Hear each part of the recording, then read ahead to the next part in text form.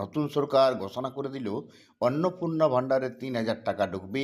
যাদের লক্ষ্মীর ভাণ্ডার অ্যাকাউন্টে টাকা ঢুকছিল তারাই কিন্তু এই অন্নপূর্ণা ভাণ্ডারের টাকা পাবেন।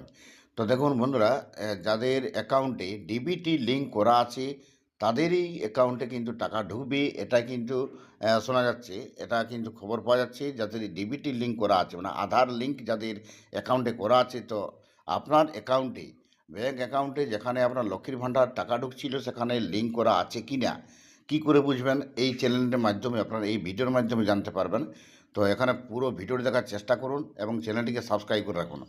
তো এখন আপনাদেরকে দেখতে হবে যে অন্নপূর্ণা ভাণ্ডার যারা পাবেন 1 জুলাই থেকে টাকা ঢুকতে শুরু করবে। ট্রাইব্যুনালে যাদের লিস্ট আছে তারা কিন্তু তাদের ঢুকবে না, যারা মৃত হয়েছেন তাদের ঢুকবে না, এবং যারা অযোগ্য তাদের টাকা ঢুকবে না। তো যাদের টাকা ঢুকবে তাদের অ্যাকাউন্টে অবশ্যই ডিবিটি লিঙ্ক করা থাকতে হবে। তার জন্য চেক করবেন কিভাবে, যদি না থাকে তো কিভাবে লিঙ্ক করবেন। তো দেখুন, মাই aadhar.uidai.gov.in এই ওয়েবসাইটে আপনারা চলে যাবেন। এই ওয়েবসাইটে চলে যাওয়ার পরেই যে অপশনগুলি পাবেন আমরা এক একটা করে প্রত্যেকটা আপনাদেরকে দেখাচ্ছি, এবং কি লিঙ্ক আছে কি না আপনার অ্যাকাউন্টটি সেটা কীভাবে চেক করবেন। তো এরকম একটা পেজ চলে এলো। এরপরে আপনারা দেখতে পাচ্ছেন এইখানে লেখা আছে ব্যাঙ্ক সিডিং স্ট্যাটাস। এখানে আপনারা ক্লিক করুন। এখানে ক্লিক করার পরে আপনাকে এখানে আধার নাম্বারটা চাইবে। এখানে আধার নাম্বারটা অবশ্যই আপনারা দিয়ে দেন।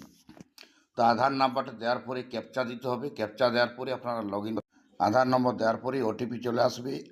তো দেখুন আমরা লগ ইন করে দিয়েছি। এখন লগ ইন করবেন, এখানে ওটিপি আসবে, ওটিপির পরে কিন্তু লগ ইন করবেন। তো ওটিপিটা চলে এলেই আপনার কিন্তু এই ওটিপিটা এখানে দিয়ে দিতে হবে। 28 16 59, আমার এসছে 28 16 59। এখানে দেখে দিচ্ছি 28 16 59। এই যে ওটিপিটা চলে এসছে, ওটিপিটা আমরা দিয়ে লগ ইন করবো। লগ ইন করলেই এখানে আমরা দেখতে পাবো যে আমার অ্যাকাউন্টটি ব্যাংক লিঙ্ক করা আছে কি না। তো এখানে দেখতে পাচ্ছেন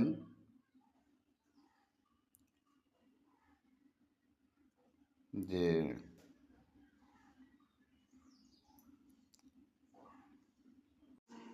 এরপরে লগ ইন হয়ে গেছে। লগ ইন হওয়ার পরে আবার এখানে ব্যাংক সিটিং স্ট্যাটাসে ক্লিক করে নেন।